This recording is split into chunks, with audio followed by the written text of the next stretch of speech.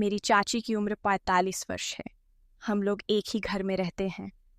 मेरे चाचा और चाची ऊपर वाले फ्लोर पर हैं, जबकि हम लोग नीचे वाले फ्लोर पर रहते हैं।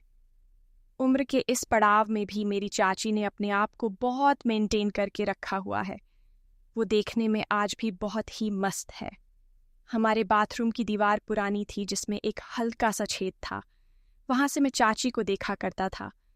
तब मैं बहुत छोटा था। उसके बाद मैं कॉलेज की पढ़ाई के लिए बाहर चला गया था और अभी साल भर पहले ही लौटा हूँ। मेरी जॉब मेरे शहर में ही लग गई थी। जब मैं घर में रहने लगा तो उस समय चाचा की तबीयत ठीक नहीं रहती थी। उनको रक्तचाप की समस्या रहने लगी थी। वैसे चाची के एक लड़का और एक लड़की थी, लेकिन वो दोनों ही बाहर पढ़ाई कर रहे थे, इसलिए उनके साथ मदद करने के नाम पर घर में मैं ही था। एक दिन मेरे छोटे भाई का जन्मदिन था। हमने तय किया कि सब लोग मिलकर बाहर डिनर के लिए जाएंगे। मम्मी, पापा, मैं, मेरा भाई और कुछ रिश्तेदार सब तैयार थे। मैंने चाची से भी साथ चलने को कहा। पहले तो उन्होंने मना किया। बोली, चाचा अकेले हैं, मैं कैसे जाऊं? लेकिन मेरे और मम्मी के बार बार कहने पर वह मान गई। हमारी कार में जगह की थोड़ी दिक्कत थी। सारी सीटें भर चुकी थीं और चाची को बैठने के लिए जगह नहीं मिल रही थी। मैंने हंसते हुए कहा, चाची आप मेरे पास बैठ जाए, मैं जगह बना लूंगा। वह थोड़ा हिचकिचाई, लेकिन फिर मेरे बगल में आकर बैठ गई।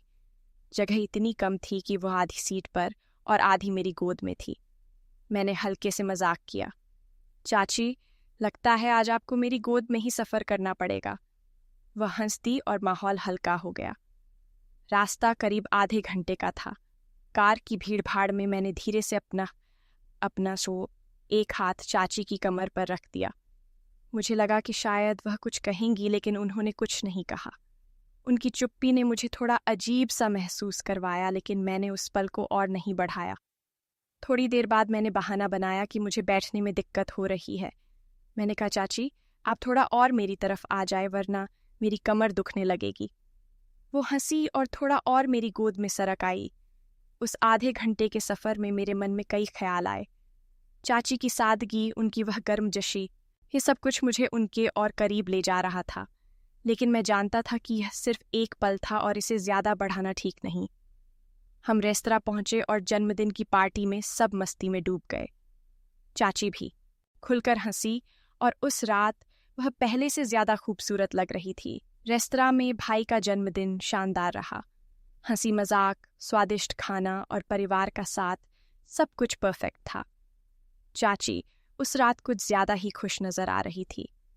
शायद इतने दिनों बाद वह घर की जिम्मेदारियों से थोड़ा बाहर निकल पाई थी।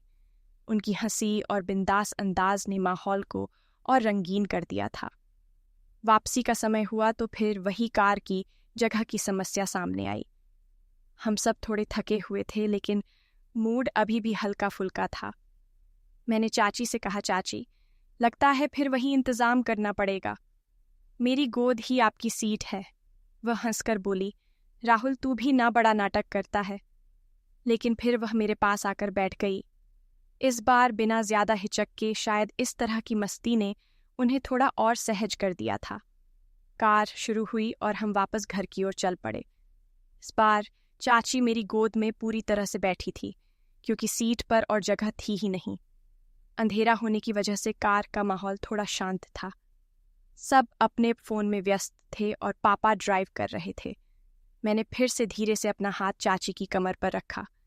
इस बार भी उन्होंने कुछ नहीं कहा, बस एक बार मेरी ओर देखा और हल्के से मुस्कुराई। उनकी वो मुस्कान ने मेरे दिल की धड़कन थोड़ी तेज कर दी। रास्ते में एक जगह कार को झटका लगा और चाची का बैलेंस थोड़ा बिगड़ गया।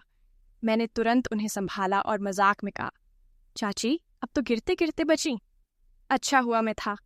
वह हंसकर बोली, हाँ तू तो मेरा हीरो है। उनकी इस बात ने माहौल को और हल्का कर दिया। मैंने फिर से बहाना बनाया कि मुझे बैठने में तकलीफ हो रही है और उन्हें थोड़ा और अपनी तरफ खींच लिया। इस बार वो बिना किसी आपत्ति के मेरे और करीब आ गई। सफ़र के दौरान मेरे मन में कई ख्याल आने लगे। चाची की वह सादगी, उनकी गर्मजोशी और वह इंतहा सा रिश्ता जो हमारे बीच पल रहा था, सब कुछ मुझे उलझन में डाल रहा था। मैं जानता था कि यह पल बस एक सहयोग है और इसे ज्यादा बढ़ाना ठीक नहीं। फिर भी उस आधे घंटे के सफर में कुछ अनकहा सा था जो मेरे दिल को छू गया। जब हम घर पहुंचे तो चाची ने उतरते वक्त मेरी ओर देखा और कहा, राहुल, आज बहुत मजा आया। तूने बुलाया, वरना मैं तो घर में वाइट शर्ट किए ही रहती। मैंने मुस्कुराकर कहा, चाची अब तो आपको बार बार बाहर ले जाना पड़ेगा। वो हंस दी और घर की ओर चली गई। उस रात मैं सोचता रहा, क्या यह सिर्फ एक सामान्य पल था या इसमें कुछ और था। लेकिन मैंने अपने मन को समझाया कि चाची मेरे लिए हमेशा एक सम्मानजनक जगह रखती हैं और मुझे उसकी हद में रहना है।